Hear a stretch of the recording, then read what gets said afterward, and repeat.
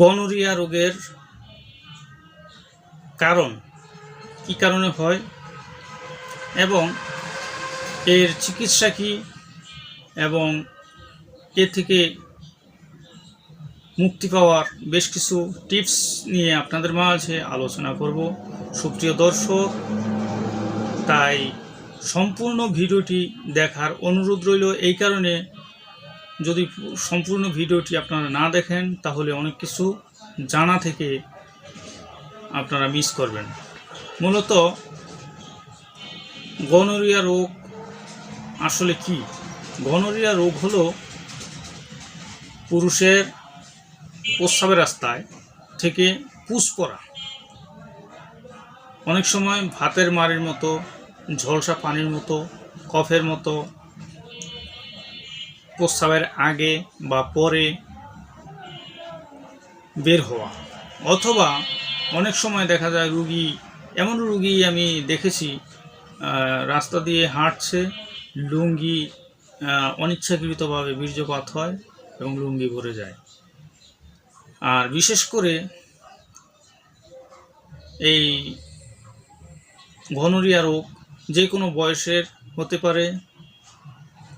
আর এই রোগ হলে কি কি সমস্যা দেখা দেয়?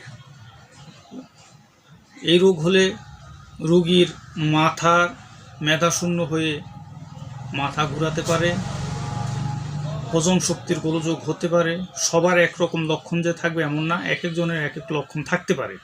বিশেষ করে 10 জনের মধ্যে 8 জনের যে সমস্যাগুলো হয়ে থাকে সেটি আপনাদের মাঝে তুলে ধরছি। মাথা ঘুরাতে পারে, বমি ভাব হতে পারে, হজমের গোলযোগ হতে পারে, বসা থেকে আটকা দাঁড়ালে মাথা চক্কর মারতে পারে, চোখে জোনাকি পোকার মতো দেখতে পারে, জ্বর একটা ভাব অনুভব করবে, শরীর ম্যাচ একটা ভাব হবে, গলা শুকিয়ে যাবে এবং দুর্বল একটা ভাব, অলসতা ভাব, ঘুম থেকে উঠতে অলসতা বোধ করবে, রুগী কর্মজীবনে খুবই সমস্যা ফিল করবে। তাছাড়া এর কারণে মাজা কোমর ব্যথা হতে পারে, ঘন ঘন প্রস্রাব হতে পারে, প্রস্রাব ক্লিয়ার নাও হতে পারে। এই সমস্যাগুলো এই গনোরিয়া রোগের হতে পারে।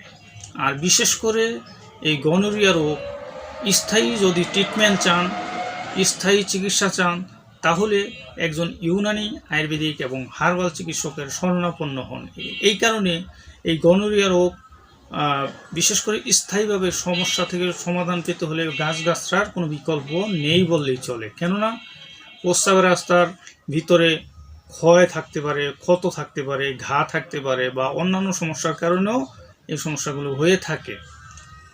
মূত্রতন্ত্রের বিভিন্ন সমস্যা থাকতে পারে এবং প্রস্রাব ক্লিয়ার না হওয়া, প্রস্রাবে অনেক সময় মূত্রকিচ্ছতার মতো সমস্যা, প্রস্রাবে জ্বালা পোড়া থাকতে পারে, প্রস্রাবের রাস্তায় কিটকিট করে কামড়াতে পারে, প্রস্রাবের রং হলুদ হতে পারে এবং রোগী আস্তে আস্তে এতটাই দুর্বল হয় অবশেষে যৌন দুর্বলতাও দেখা দিতে পারে।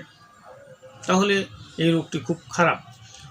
আবার অনেক সময় দেখা যায় এই রোগগুলো হওয়ার বেশ কিছু কারণ, বন্ধুবান্ধবের পাল্লায় পড়ে, হস্তমৈথুনের মতো কুঅভ্যাস থাকার কারণে, বন্ধুবান্ধবের পাল্লায় পড়ে খারাপ জায়গায় আসা যাওয়ার কারণে ইত্যাদি কারণে এই রোগগুলো হতে পারে।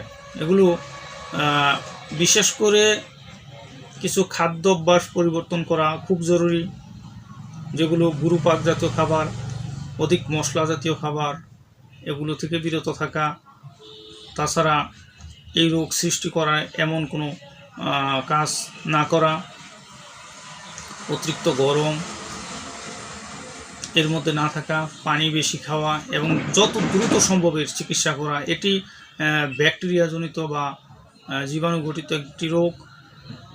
আর বিশেষ করে এর স্থায়ী চিকিৎসা, মূলত এর স্থায়ী চিকিৎসা হলো আপনারা স্ক্রিনে দেখতে পাচ্ছেন অ্যালকালি সিরাপ। এটি ইংলিশে দেখতে পাচ্ছেন অ্যালকালি, বাংলাতে দেখতে পাচ্ছেন অ্যালকালি। এই অ্যালকালি সিরাপ মূলত সম্পূর্ণ গাছগাছড়ার ঔষধ। এটি সেবনে মূত্রকিচ্ছতা মানে প্রস্রাবের রাস্তায় কিটকিট করে কামড়ানো, প্রস্রাব ক্লিয়ার না হওয়া, প্রস্রাবের রাস্তায় ধারণ ক্ষমতা কমে যাওয়া এবং প্রস্রাব একটা 2-3 নালে হওয়া, প্রস্রাবের রাস্তার ক্ষত, ঘা এবং প্রস্রাব রং হলুদ, প্রস্রাবে জ্বালা পোড়া ইত্যাদি দূর করতে সক্ষম। পাশাপাশি যকৃত প্রতিবন্ধকতা মানে লিভারের সমস্যা দূর করতে সক্ষম এবং প্রদাহজনিত জন্ডিস দূর করতে সক্ষম, প্রদাহজনিত জ্বর দূর করতে সক্ষম এবং বৃক্ক মানে কিডনির বিভিন্ন প্রকার সমস্যা যেমন পয়েন্ট, সিরাম ক্রিটিনিন এগুলো বেড়ে যাওয়া, এই সমস্যাগুলো আস্তে আস্তে কমিয়ে আনতে সক্ষম এই ওষুধগুলো। ও মূত্রথলির অসার পদার্থ, ময়লা আবর্জনা ইত্যাদি বের করতে সক্ষম, প্রস্রাবের পরিমাণ বাড়িয়ে এটি বের করে দেয়। আর বিশেষ করে 2 থেকে 4 চামচ ঔষধ সকালে রাত্রে বা সকালে দুপুর রাত্রে 3 বেলা সেবন করবে, প্রচুর পরিমাণ পানি সেবন করবে। এটি সিরাপ। পাশাপাশি আরেকটি সিরাপ সাডা স্কিন। এটি সাডা স্কিন সারিবাদ্যরিষ্ট গ্রুপের একটি ঔষধ। এটি আয়ুর্বেদিক মেডিসিন। মূলত এটি শ্যামালতা, অনন্তমূল, রেউচিনি, তোপচিনি, হরিদ্রা, দারু হরিদ্রা, কটকি, নিম, তারপরে গুরুচি, শ্বেতচন্দন, রক্তচন্দন এবং অন্যান্য ভেষজ উপাদানের সমন্বয়ে সম্পূর্ণ আয়ুর্বেদিক ফর্মুলার মতে প্রস্তুতকারক কোম্পানি দিদার ল্যাবরেটরিজ। এটি আয়ুর্বেদিক কোম্পানি।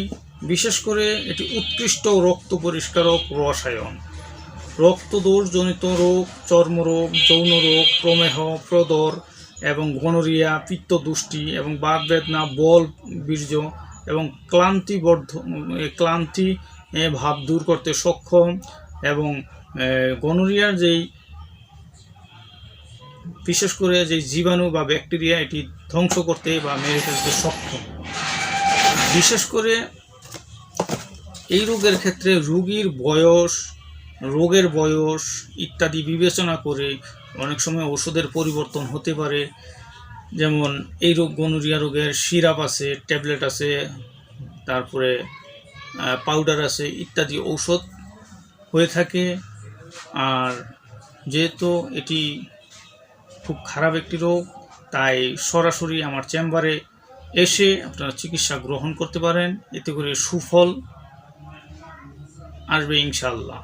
আর যদি দূরে থেকে আমার ভিডিওটি দেখে থাকেন এবং চিকিৎসা গ্রহণ করতে চান, তাহলে আমার ভিডিওর লাস্টে দেওয়া নাম্বারে কল করে, ইমো এবং হোয়াটসঅ্যাপ নাম্বারে কল করে আপনারা যে কোনো পরামর্শ নিতে পারেন। আমার ভিডিওটি ভালো লাগলে লাইক, কমেন্ট, শেয়ার করবেন এবং সাবস্ক্রাইব করবেন। আপনি কোন জেলা থেকে আমার ভিডিওটি দেখছেন তাই কমেন্টে জানাবেন। আল্লাহ হাফেজ।